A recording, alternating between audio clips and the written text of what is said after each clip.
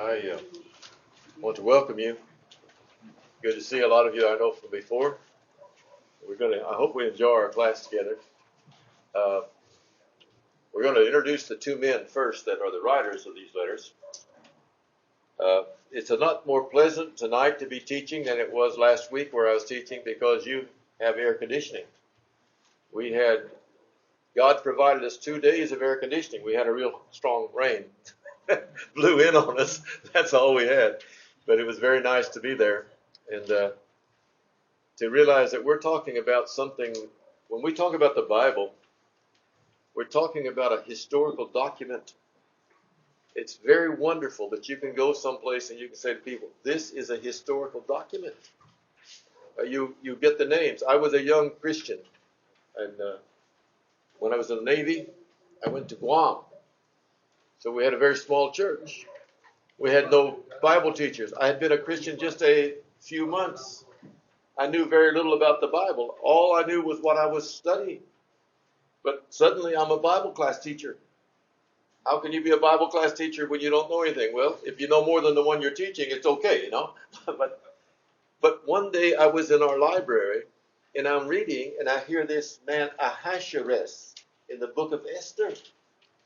And I discovered when I was looking in a history book that this man Ahasuerus is not a imaginary fellow. His name is Xerxes, and this later Esther was married to a real man, and so the Bible is a real story.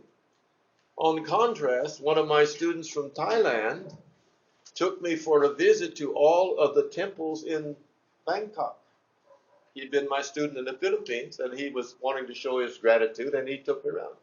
And they showed me in one of the temples a picture on the wall. It's a very exciting picture. On one side are demons. Now, I don't know what demons look like, but I saw the pictures of the demons. And the demons are all over here, and they're ready to fight.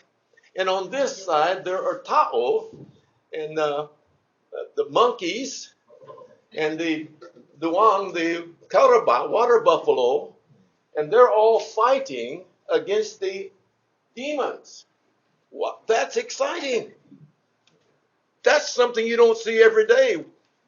So, where did it happen? Someplace. But when did it happen? Somewhere. Who did it? Somebody. Wait. The picture is exciting. But there is no place. There's no time. There's no people. I could not believe that it happened. Do you? But if I tell you the story of the Bible, you can look. If I tell you that a man was healed at a certain place in Jerusalem, called Bethesda, and there was 5 porches there, and there was a pool of water, you ought to be able to find something like that in Jerusalem, correct? And guess what? You ask my friend Bob Buchanan, who will be teaching next week, say, Mr. Buchanan, have you ever seen the pool of Bethesda? He'll say, no, because it's empty. But it's there. So this is what's exciting about our study. So tonight we're going to start with these men who are 2 real men who wrote books. And they wrote them in a time of history. It's a time probably about 1 generation after Jesus died. If you put the death of Jesus around 30 A.D., these books will be around 65, 62 A.D., both of them, 2 Peter and Jude. You do a lot of study. Do careful study. You're like detectives when you pick up the Bible. You find hints about history, hints about people, and see if you can verify those things. Now, this man Peter is not hard to find in the Bible. There's very, very much about Peter in the Bible. And I like Peter. Before we get our real list, did Peter ever make any mistakes? Very many mistakes?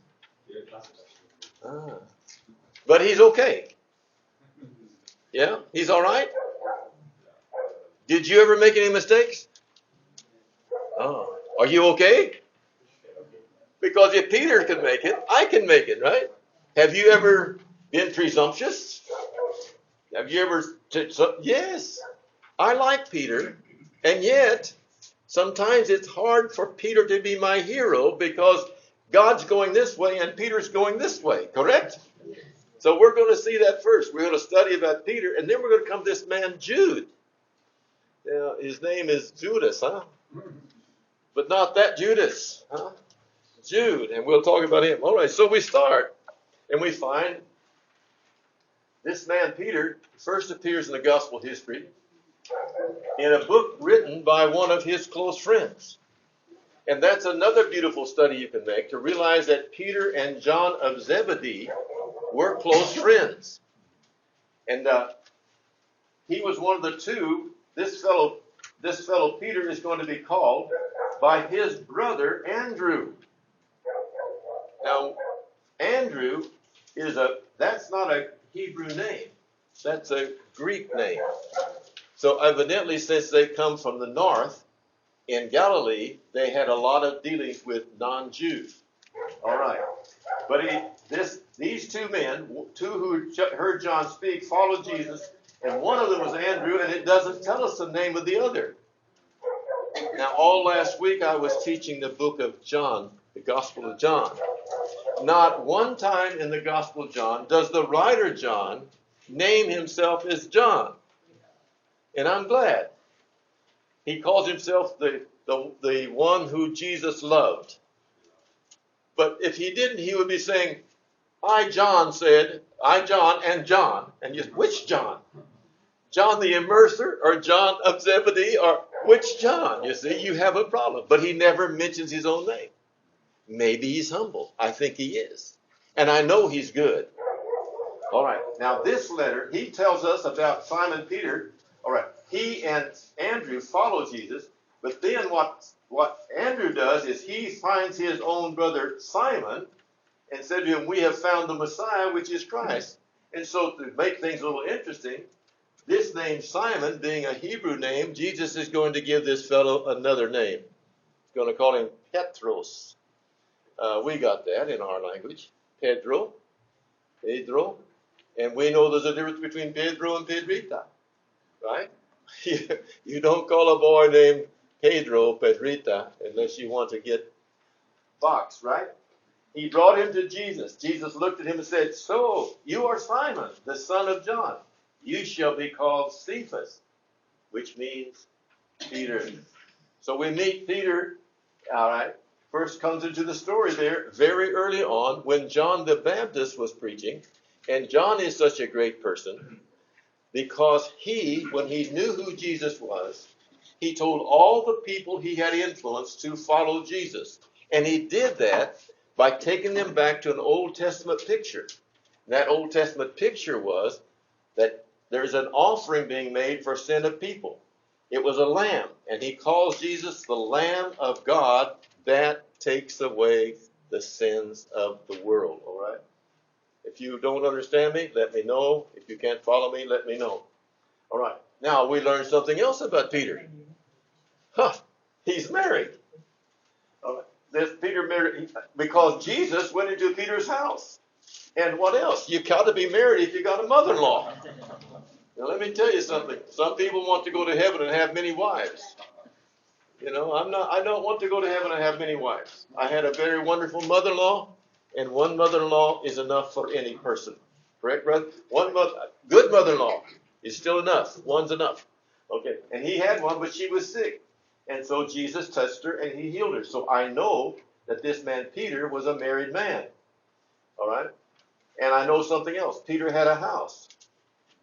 Siguro, if I can, tomorrow I'll pull a picture off of the internet, which surprised me.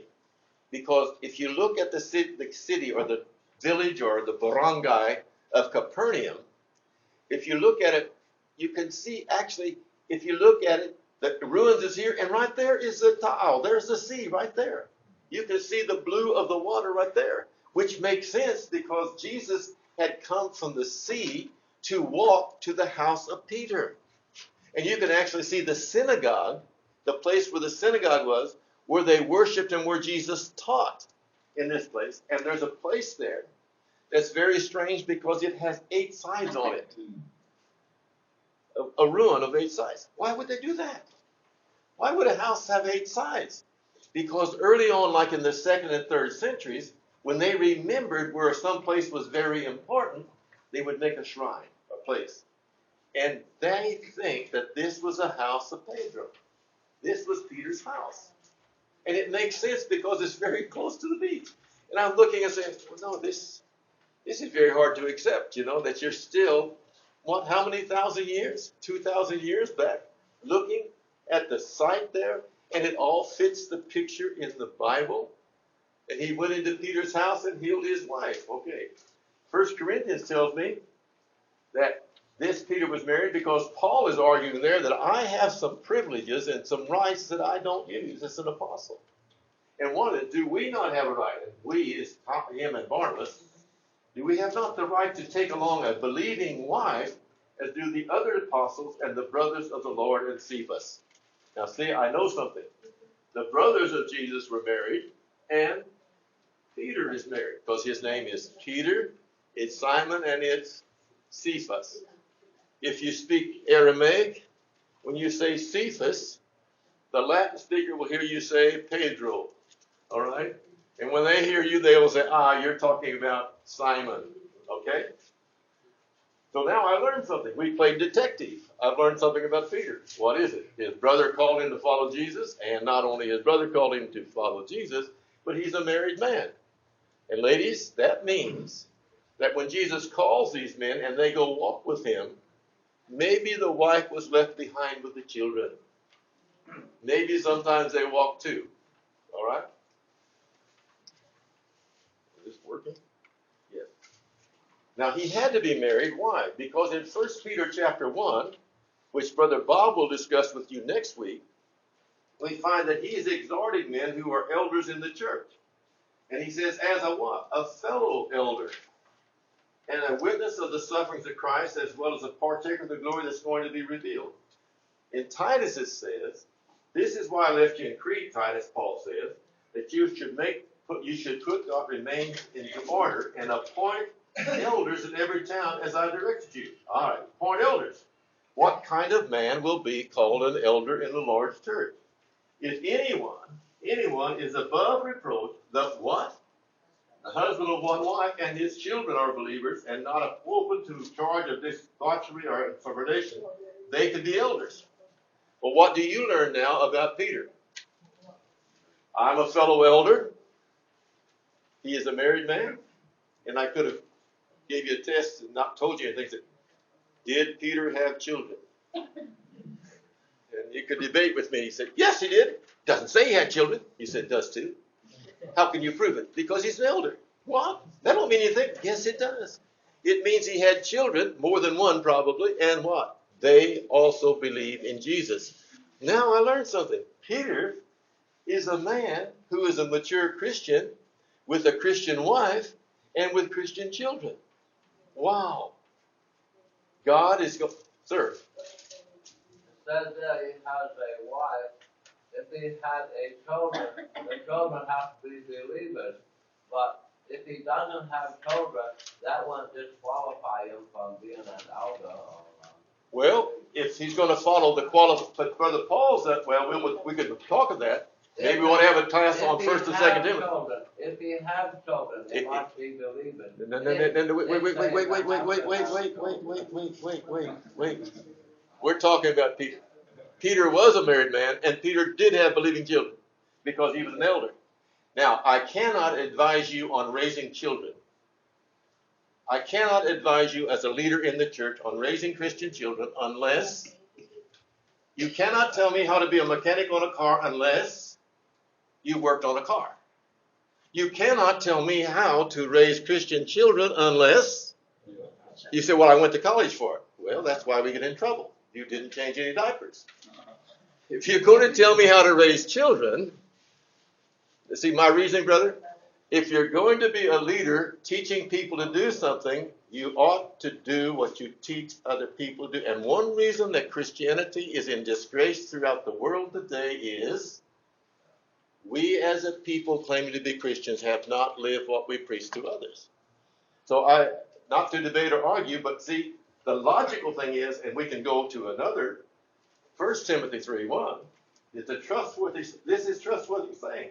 If anyone aspires to the office of overseer, that's another name for elder, he desires a noble task. Therefore, an overseer must be above reproach. What? Husband of one wife, sober-minded, self-controlled, respectable, hospitable, and on. And he must have, with all dignity, keeping his children submissive. Now, let me tell you something interesting, because I've had to do a series of lessons back in our home church about church leadership. And as I looked up this thing here, the husband of one wife, the emphasis, brothers, is on what? The man has one wife. That's what we get, right? But you know what it says? He is a man that belongs to, he's a lalaki that belongs to one babai. He's a lang. He don't belong to two. He's not a man with a sweetheart and a wife. No, it's not emphasis upon the lucky. The emphasis upon the fact this man belongs to but one woman. So no leader in the church, Brother Peter was a man who belonged to one woman. And then you go look in Brother Timothy, Paul goes on to chapter 5 and he talks about widows that are supposed to do something. And she's supposed to be a woman that belongs to one man. Isn't that interesting? Now, what do I learn about Peter? Well, this is the family man. Now, Pablo is not.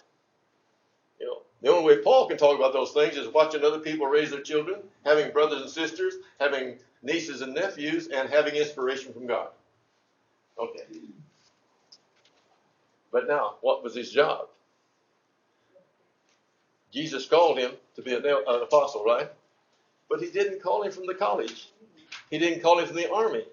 He didn't come in from the Senate or the House of Representatives. He called him from what? From fishing fish. No one. All right, on one occasion, when the crowd was, now this is interesting. They're here at the Sea of Gennesaret. There's two boats there, the fishermen there, and they're out of them washing their nets. I got a real good picture in the Philippines. If I can find it, I'll show you also, because it's very beautiful. Just like this. Everybody is washing their nets. Okay. Now, Jesus gets into one boat, which was Simon's boat, and he asked him to put out a little from the land. And he sat down and taught the people from the boat.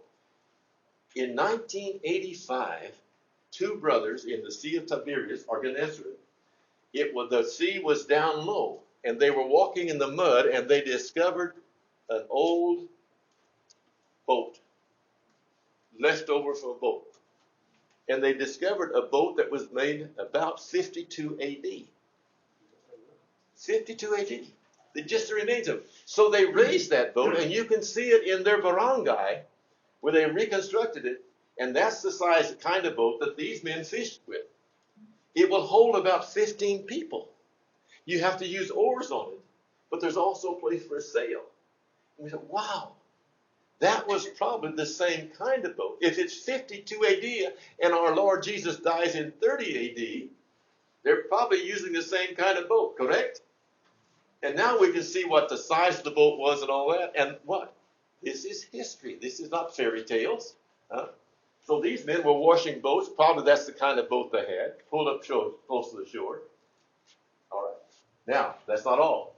When he finished talking to them, he said, put out in the deep and let down your net for a catch. Simon answered, Master, we toiled all night, took nothing. Now, this is our man Peter. We've already tried. Who's the fisherman, Jesus or them? Is this preacher a fisherman, or is he a preacher? But this preacher tells them, okay, you put your net, let down your net for a catch. Okay, we've done all, but just because you told us to. And when they had done this, they enclosed a large number of fish, and their nets were breaking. They signaled their partners in the other boat to come to help them, and they came and filled both the boats so that they began to sink. The man who writes our book, 2 Peter, was a businessman. He wasn't just fishing by himself, but he had some partners, and we'll learn that their names was James and John of Zebedee. Wow. The people who walked with Jesus had known each other for some time and were from the same place. In fact, some of them may have been distant relatives of Jesus. But I've learned something more about Peter. What did you do for a living? I was a fisherman. And I had partners. All right? Then Jesus made him an apostle. And you find his name among the apostles in Matthew 10 when Jesus sent them out so he could quickly spread the gospel throughout Galilee, and then he sent 70 later to the area of Judea. The names of these 12 are given, and we're interested in one. Notice, he's first in line. Now, sometimes people are first in a list because when you meet 12 people, one of them stands out, right? Maybe he wears Hawaiian shirts. I don't know why he stands. But some people stand out in the crowd, right? And some people you talk to first because they talk first, correct? But does it mean that you're the most important one if at 12 people you're the first one that talks? Does it mean you're the most dedicated one? Now, we've assumed that about Peter. I like Peter, but I know that Peter isn't always right. I know that he's very spontaneous in what he does, and we'll prove that. The man who writes this book for us is you can love this man. You can love him because he's so warm and so real. And he makes big mistakes like we do. I mean, when you cut somebody's ear off with a sword, that's a big mistake. Right? So, okay. So now I've learned something else. He's an apostle. And he's one who first thought of, it's not me. Sorry. He recognized Jesus as the Christ.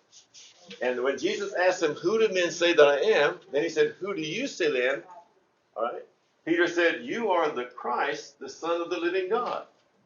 Now, brethren, last week when I was preaching in another country, the people are all Buddhist. And if you say, what do you think about the Christ? It's like when I was a young sailor, if someone said, have you been washed in the blood of the Lamb? What are you talking about, being washed in the blood of the Lamb? I don't know anything about stockyards and taking baths and what. What kind of talk is that? Unless you have a Christian background, those words don't mean much. Unless you have a background in the Bible, these words don't mean much. But when you do, this is the king that God has been tending to bring. You are the Christ. And not only that, you're somebody besides, you're not exactly like us. You look like us, you walk like us, you're with us, but there's something about you that's different that they will finally recognize, which is Jesus is Ta'o, Jos. You can't escape it. Well, some said, explain that. Sorry. You are Ta'o, he is Jos, you can't explain Jos. You can argue, you can fight, you can do what you want, but when you get done, when you talk about God, we're all going to do this to God.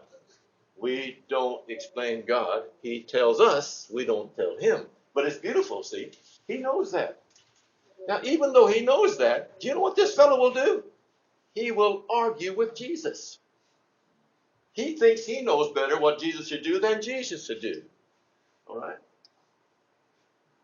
Jesus says to him, I'll give you the keys of the kingdom of heaven, and whatever you bind on earth shall be bound in heaven, and whatever you loose on earth shall be loosed in heaven. Well, we have a lot of discussion there. How much power did Brother Peter have? Well, he can tell God, do this. You think that? Can he tell God, do this? And let that go, God. You think Peter is saying, God, do this? You think Peter is saying, God, don't do this? No. Balikta. It's backwards. We're thinking backwards. Peter is told by Jesus, listen, I'm going to do something with you. I'm going to give you the keys. You can let people become Christians. You can open the kingdom for the Jews on Pentecost. You can open the kingdom for the Gentiles with Cornelius. And whatever you bind on earth shall have been bound in heaven. Whatsoever you turn loose on earth shall have been turned loose in heaven. You Bible students, you Greek students, that's what it is. It's perfect passive participle. Something that has been done, and the effects continue to this day. So God said up here in heaven, okay, when I make you so you can preach the gospel, that gospel will free people. Whatever you bound by that, it'll be bound, and whatever you loose by that will be loosed. Isn't that amazing? And that's what Peter discovers. And it's not for him alone. No, I really looked at As if you're very scholarly tonight. See, I want to show you something, though, because someone said, Brother King, you're making that up, and it doesn't fit my church doctrine. Well, I'm sorry. We got a lot of church doctrines. I don't care. I don't want one. I want what the Bible says, and you do too. But see, we got a word here, and we got a word here. Dedimene and leluminal. Now, look, these are participles, perfect passive participle. And that means that whatever has been bound by this Peter has already been bound in heaven. Not because he decided, because God decided. See, it can't go the other way. And that's what proves that. All right? And Peter is a man who can fall down. And in the fourth watch of the night, he came to them walking on the sea, Jesus did. Wow. And when the disciples seen him walking on the sea, they were terrified and said, it's a ghost. Well, thank goodness I'm in the Philippines where we don't believe in ghosts. Nobody here believes in ghosts. Unless you come from Panay, and there's Aswan. I'm teasing. Of course we have people believe those things. But see, they thought he was a ghost. They cried out, fear. But immediately Jesus said to them what? Take heart. It's I. Do not be afraid. I hope when we die, the first time we see Jesus, our spirit goes to be, I hope he says that to every one of us. Don't be afraid. It's me. Okay? Peter said, now look who Peter talks. Peter talks. I mean, they've been rowing half the night. They're only trying to go 8 miles, brethren. They can only get 4 miles. They're out in the middle of this sea. They can't get across because if they turn around, they're going to get tipped over. If you've ever been in a little boat, you know that. If you're in a banca, you don't turn the banca around because it'll flip over, so you have to keep pushing towards the wind, correct? So they can't get any place. But Peter says, if it's really you, if it is you, command me to come to you on the water. Okay, you want to come. So he got out of the boat. And what happened to him? Walked on the water and came to Jesus. But when he saw the wind, he was afraid, and beginning to sink, he cried out, Lord, save me. And then he gets a new name. Because he sinks, and Jesus had to save him. Jesus says, oh, you of little faith, why did you doubt? And when they got in the boat, the wind ceased. And those of both worshipped him. They're recognizing who he is. But what is so wonderful about this man, and by the time he writes this book for us, he has been preaching about Jesus for 30 years. So he's going to be very mature, and he's going to know a lot of things because of what? Because sometimes he did sink. Sometimes he did fall down. And he's talking to people who do fall down, right? And if he falls down and he gets up, I can fall down and I can get up. How about y'all? That's Texas talk. All right. Now, Peter is somewhat natankan de olo. You know that expression? In German, it's hardikoff. He's hard-headed. Okay. From that time, Jesus began to show his disciples that he was going up to Jerusalem to suffer many things from the elders and chief priests and scribes and be killed, and on the third day be raised. He tells them that. And if you want to find this, the Gospel of Mark is very easy to find it because he tells them 3 times. In chapter 8, chapter 9, and chapter 10. Jesus was going to happen to him. Okay? And Peter took him aside. Now, Peter, I wonder if he's older than Jesus, if he's the manon. He took him aside and began to do what? And saying, far be it for you, Lord, this should never happen. This shall never happen to you.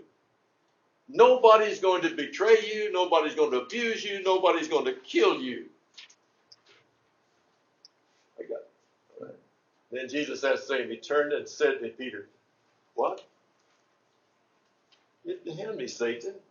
You are a hindrance to me, for you are setting your mind on the things of, you're not setting your mind on the things of God, but on the things of man. That's pretty hard speaking, isn't it? To call somebody an adversary who you just said has been receiving a revelation from God. Now what? What caused Peter to say that to Jesus? Let's just stop a minute. Anybody want to tell me what you think? Was he loyal to Jesus? What caused Peter to say that to Jesus? If you're a worldly man and someone is going to hurt your friend, what are you going to do? Huh? You're going to take a sword with you, aren't you? Do you think he was, what motivated him? Is it, he's loyal? Is he loyal to Jesus?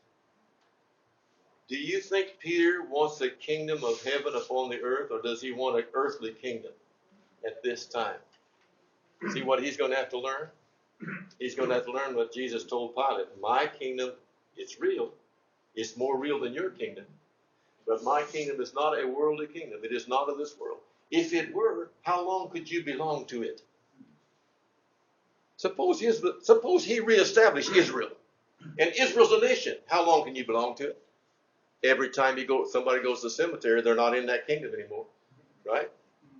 Which kingdom you want? You want one to last forever? You want one to last as long as you live? How about having one to last as long as you live and forever? And that's what Jesus came to give. Am I wasting your time? Hope not. What a man. He went up to the transfiguration. He, along with Peter, with James and John, the brothers that he was a partner with in the boat business, the fishing business, they were allowed, of the 12, only 3 of them went up to this great mountain with Jesus, where Jesus is transfigured in front of them, see, before them. And his face was like the sun, and his clothes become white as light. I asked the people in Burma last week, what color was Jesus? What color is Jesus? Is he color ticate? Is he nangisit? Is he black? Is he pudao?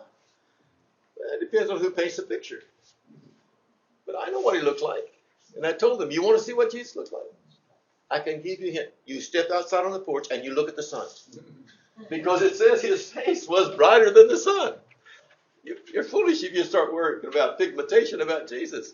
Color of his eyes, color of his hair. That's foolishness. He represented every last one of us. And there appeared with him Moses and Elijah, and they were talking with him. And by the way, one of the Gospels says they were talking about his going away, his exodus. They're talking to him about his dying. And Peter said to Jesus, Lord, it's good that we are here. Who's talking? There's 3 of them, and who's talking? Brother Peter's talking first. I love him, don't you? Nobody, you've been like that, aren't you? We know somebody ought to do something, and then one of our companions, who is not always the wisest one, but he's bold, he talks.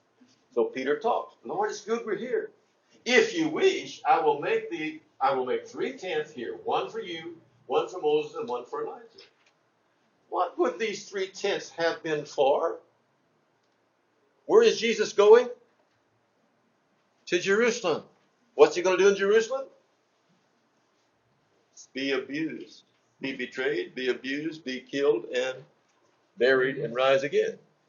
What does Peter want to make a tent for? Who said to Jesus, you will not go to Jerusalem and die? Pedro. Isn't that interesting? So what's your answer? What would the 3 tents be for? What would you put a tent up for? If you were on a mountain. Well, you say, silly, I'd put it there to stay in. But they're not there to stay. They're on their way to Jerusalem. And Brother Peter is doing what? His mind has not yet been changed, even though Jesus repented. Yes, sir.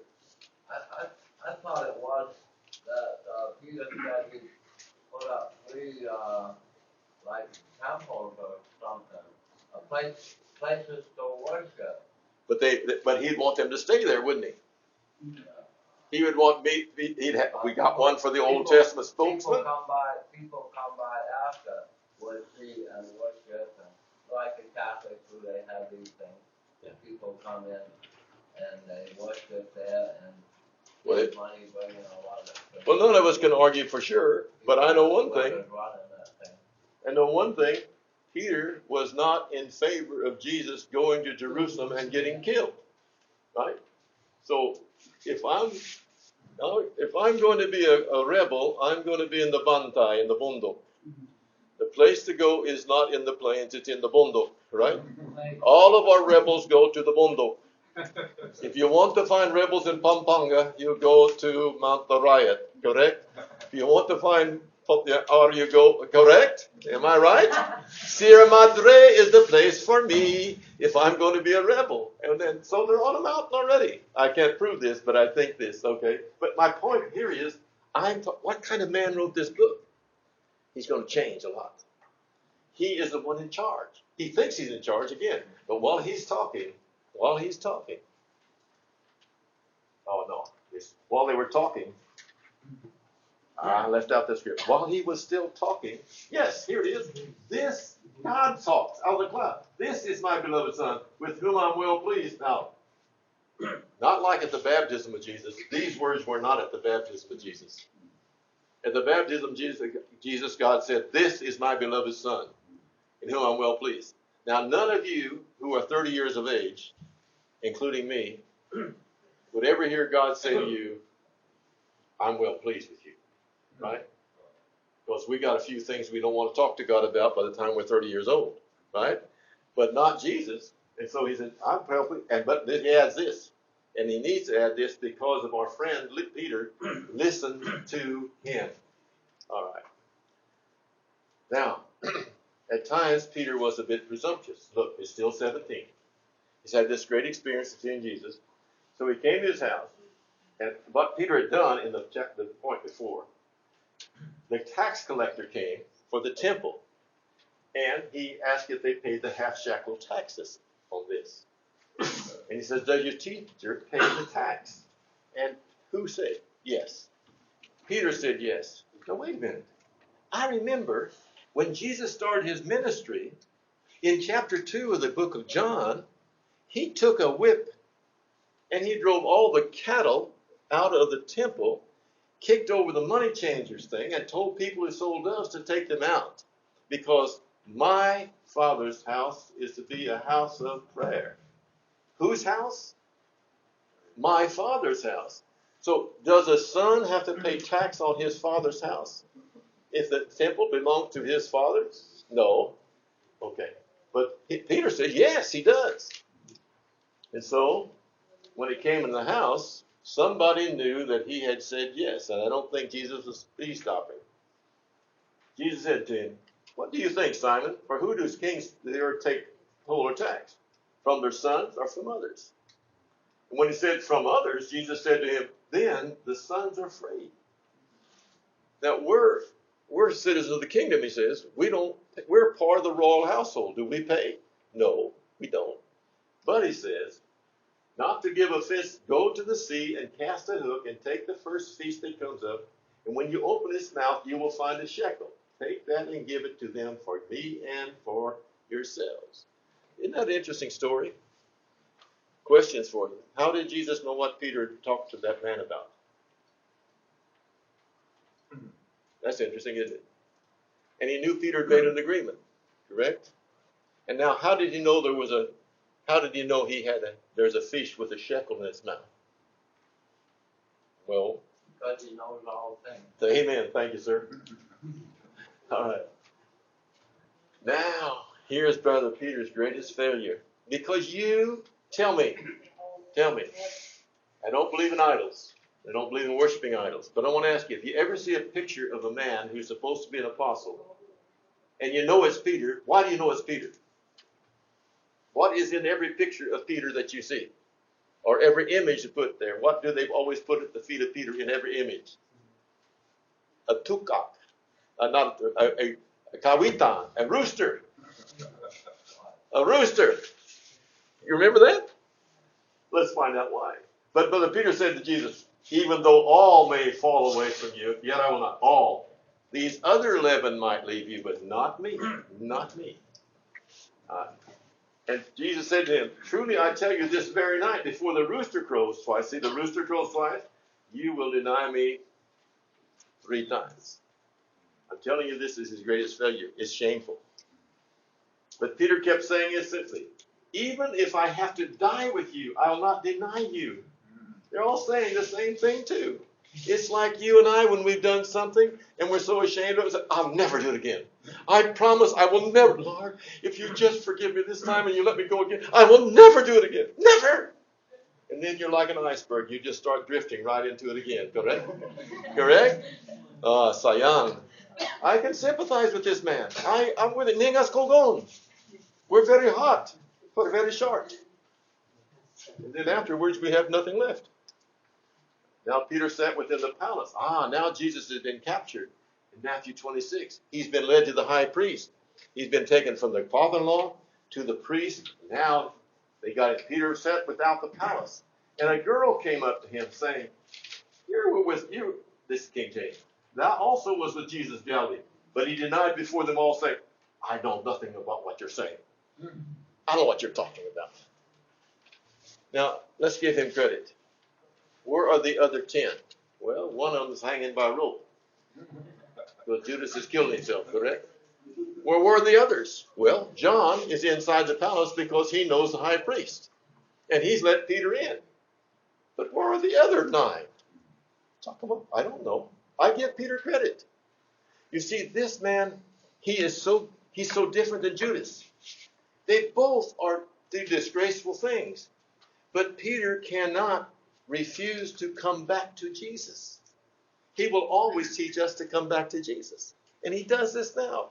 He's going to make a terrible mistake. Something that every one of us would be ashamed of. If you ever wanted to be in a better crowd and you act like you don't know somebody that they don't like, you know how you feel. You feel shameful and dirty. But Peter now, he says, "I don't know what you're talking about." But a little bit before he said, "Judas, I'll die for you." Well, if you're going to die for him, he should stand up right now and say, "Take me too." We say that, but let's be careful, because I'm not sure what we would do. Okay? Now, when he was going out into the porch, another maid saw him and said unto him, them that were there, "This fellow was also with Jesus of Nazareth."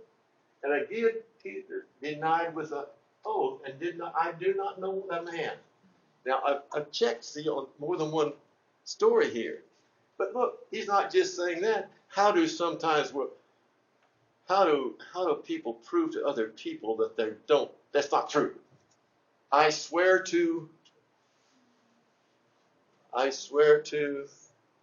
God. Can you imagine? I swear to God, I don't know.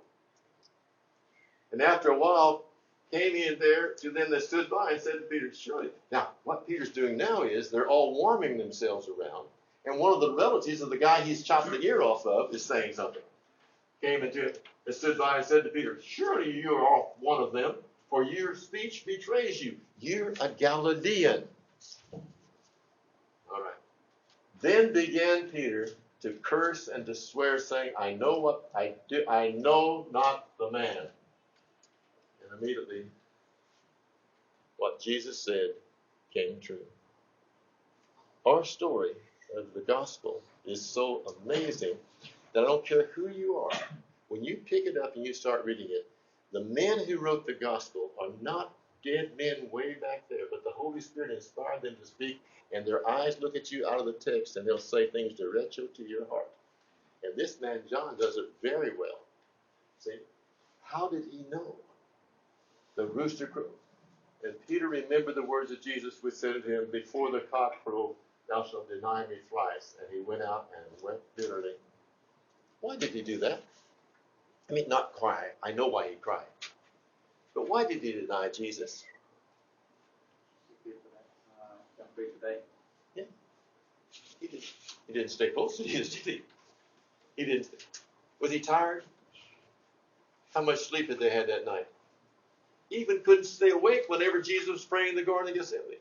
So if you're tired and you're scared and you're hungry and you're alone, you've got to have something really strong inside of you to make you brave. And he's not got that yet, but he's going to get it before he writes our book. Thank you. Next. He had a family. I proved that before. They come out of the synagogue, and I'll try to find that picture. And what do? They enter into the house of, and I learned something. Simon didn't own his house by himself. Evidently, it was a house that belonged to two of them, Simon and his brother. We can understand that, right? Right? And with him was James and John. So all these men know each other. And there's where it tells about the wife's mother being sick, all right? And he healed her. He was partnered with James and John because it says that. Whenever they had that great catch of fish, he called for his partners. These two men were his partners. And in another place, when it tells us about them leaving to follow Jesus, it says that they left their father, Zebedee, in the boat with the helpers. So they were strong. They had a big enough fishing business that they owned boats and they had people helping them. But Jesus has to say to Peter at one time, Satan has desired to have you that he may sift you as wheat. But I pray for you that thy faith fail not. And when you're converted, when you are turned back, strengthen thy brethren. And Peter says, Lord, I'm ready to go with you, both into prison and to death. And that's what he told him. No, you won't. You shall deny me 3 times. I like Peter, because I know a guy that sometimes talks like that. And sometimes I come up short too. How about y'all? He appears very early in the story of Jesus coming back from the grave. They got up the same hour and returned to Jerusalem. These 2 men had walked away from Jerusalem on the road to Emmaus. They found the 11 gathered, and these people are talking, and they said with them, the Lord has risen indeed and has appeared to Simon. So Jesus appeared to Simon early on. Well, Peter made another confession. He made a confession in Matthew 16:16. Thou art the Christ, the Son of the living God, that we saw. But there's another time. It's the time whenever Jesus had fed 5,000 people. Now, that's a miracle. I asked the people in Burma, if it says in Luke that there was men and their children, their wives, they were all going to a big feast in Jerusalem, to the Passover, do you think they took any of their children along? Well, most would, wouldn't they? Because they're not rich people. So if there's 5,000 men, how many ladies are with them?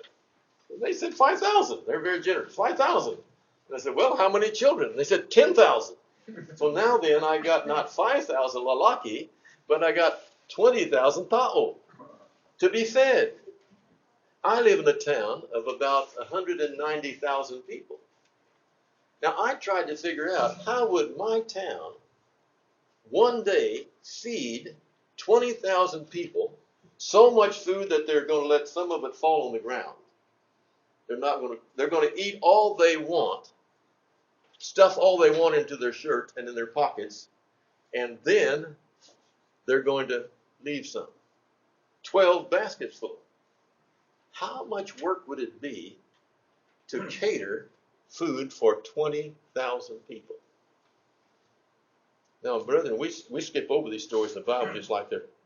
But Jesus fed them with 5 loaves and 2 fish. You just think about it. 5 pan de sal and 2 tilapia. 50 years ago, 30 years ago, it would have been 5 pan de sal and 2 mangos, but not anymore. Right? But can you imagine that? And remember, poor people eat all they can and they save it. Third. Question? Okay. Oh, I just messed it up. Let me get it back. I got it back, but I didn't get it back right. Just a second. I'll get it back right. Well, what would it take where you live for that much to be done? To feed that many people?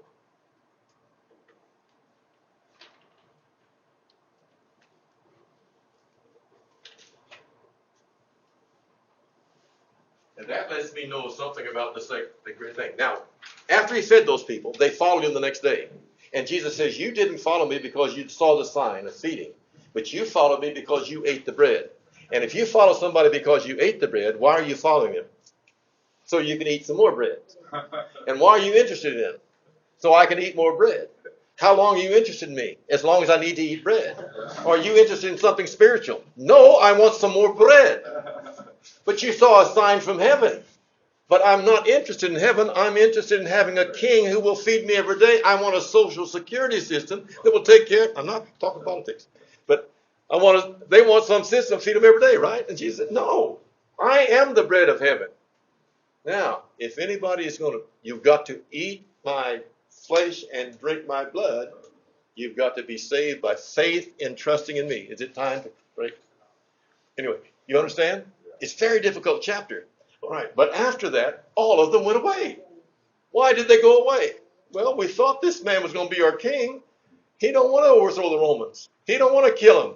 He don't want to feed us every day. He don't want to give us manna every day. So let's go home. He says hard things. And then Jesus said, will you go away too? You got to give Peter credit. Lord, to whom shall we go? You have the words of eternal life. And we believe that you then are sure that you are the Christ, the Son of the living God. You can compare that. That's the big thing that Peter learned. And that he confessed, and he tried to get other people to confess and understand who Jesus was. Okay, any comment? How do you like our author? Pretty consistent? Yes. He's always making mistakes. He's like us. Okay. In the last discourse that starts in chapter 12 of the Gospel of John and goes all the way through chapter 17, when he gets to chapter 13, Jesus does something that somebody else is supposed to do. A lepin is supposed to do this. A lepon, a dipin, a slave is supposed to do this. Wash the guest's feet. And since there's 11 very important people there with Jesus, not one of them washes anybody's feet. Right? They might go and arrange for the feast, but nobody's washed anybody's feet. And so Jesus himself washes the feet. And then he comes to Peter. And Peter says, Lord, you wash my feet? Jesus answered and said to him, what I do you know not now, but you shall know hereafter. Now, look at Peter's attitude. Peter thinks he's parejos a Cristo. You know, he thinks he's equal to Jesus because you're not going to wash my feet. I'm not letting you wash my feet. See, I'm not going to do that. I don't need that. He's pretty important, but he's not going to be. You shall never wash my feet. If I wash thee not, you have no part with me. Do you like his heart? Look what happens to Peter's heart. Lord, not my feet only, but wash my hands and my head too.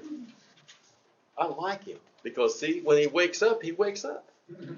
Right? When he learns something new, he does it. If you're going to wash my feet, never you're going to wash my feet. That's not your job. Well, if I don't wash your feet, you're not a part of my group. Okay. So don't just wash my feet. Here's my hand. Here's my head. Wash me. Give me a bath. All right, now look here. Look at this guy. Was he joking? Peter? Yeah. No. Say, if you wash my feet, you should wash my hands. No, he said, clean me all over. Make me completely clean. And Jesus says that to them. Those that haven't had their feet washed, they're clean. But you're not all clean. And he's now talking about the 12 of you are not clean because one of you is a traitor. One of you is a devil. I thought about that. When Judas betrayed Jesus, he knew that Jesus could be killed, correct? But who else could be killed? Does Peter think that Jesus is the only one that's going to be arrested? I don't know. But I know this, Jesus has to intervene to keep the others from being arrested. And that traitor not only betrayed Jesus, but he betrayed everybody in the group. So you will never find anything said by Peter or any others when they write about Judas, except they'll give his name, they give his father's name, and says he's the one that betrayed him. Sad, sayang, very sad. All right. Now, okay. Is it time? Now, we're going to come back, and we're going to come back to this, because this man, Peter, has denied Jesus 3 times. How, if that'll blank out, John.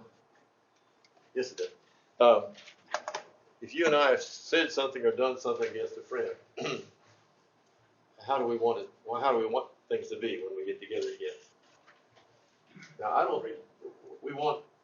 how do you feel inside? You know what we do in some cultures, and I'm a part of that culture, we want to act like it didn't happen. But and I know that underneath the surface, it's there. We don't forget. Because the next time something comes up, we'll say, you remember when you did so-and-so? Because we haven't forgiven it. Although we here in Natalna, very peaceful. what do we call it? Pakakasama? Pakikasama? Keep it smooth. Keep it smooth, but underneath.